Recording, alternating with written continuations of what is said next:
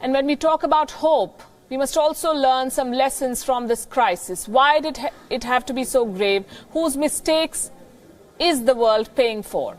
Last night, we got you the first part of our investigation into the coronavirus outbreak. We told you how China destroyed evidence, how China tried to cover up. Tonight, we bring you the second part of our series, how this virus spread from China to the rest of the world, how the Wuhan virus crossed borders, traveled to faraway countries, creating new hotspots and leaving a trail of death along the way.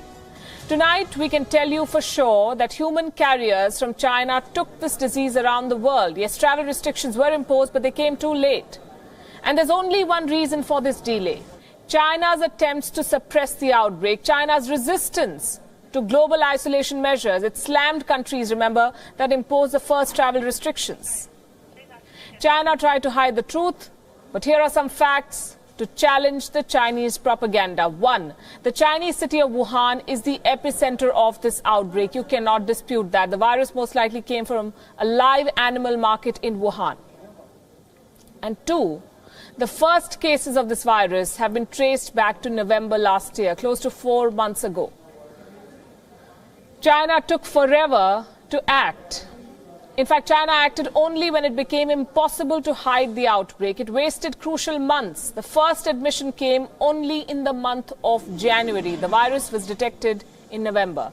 The first lockdown came weeks later, on the 23rd of January. I repeat, it came too late. By the 23rd of January, when the lockdown happened, 5 million people had already left the city of Wuhan. Let that sink in. 5 million people possibly infected. The virus had been allowed to spread for several weeks. Millions of people who traveled in and out of Wuhan during this time became potential carriers. This happened during a major Chinese holiday, the Lunar New Year, a time when tens of millions of people travel home or go on a holiday. The Chinese New Year basically supercharged this virus. And this should give you an estimate. The world's biggest human migration takes place during the Chinese Lunar New Year. According to one estimate, Chinese tourists were expected to make 450 million trips this year, and this includes both domestic and international travel. And these trips were scheduled between 24th and 30th of January, bang in the middle of the coronavirus outbreak in Wuhan. No wonder it spread like fire. It is difficult to put an exact number to determine how many Chinese carriers actually took the virus outside China, but there are many patterns and precedents that come in handy.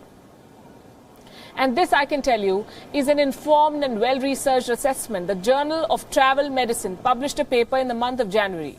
It looked into the international spread of the Wuhan coronavirus. And just by commercial air travel, this study named 20 cities frequented by travelers from Wuhan during the Lunar New Year. That list includes some names. This list is on your screen. Let me read out the names of the countries mentioned here: Taiwan, Japan, Thailand, South Korea, Singapore, Malaysia, Australia, and Indonesia.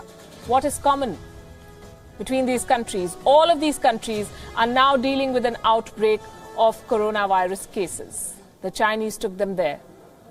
China took no lessons from the past. China has been a major exporter of disease. The SARS outbreak in 2003 had infected more than 8,000 people across 37 countries. Studies say that Chinese travelers took the SARS virus to 37 countries. 17 years later, in 2020, they're doing the same with another virus. China took no measures to ensure its citizens do not export deadly diseases across the world. Here's another set of numbers that you should see. In the year 2002, tourists from China made around 17 million trips overseas. By 2019, that figure rose to 180 million, from 17 to 180 million. Chinese tourists have flooded the world. Now, China says it has controlled the coronavirus. For the first time today, it reported 0 new infections. I would take that claim with a pinch of salt. It's hard to trust China's figures, but let's say they're right. What is China doing? China is now imposing travel restrictions. It exported a virus. Now it doesn't want that virus to come back. The southern province of Guangdong that shares a border with Hong Kong, has new rules for people traveling back from coronavirus hotspots. They are putting all travelers under a 14-day quarantine. Shanghai has adopted the same measures.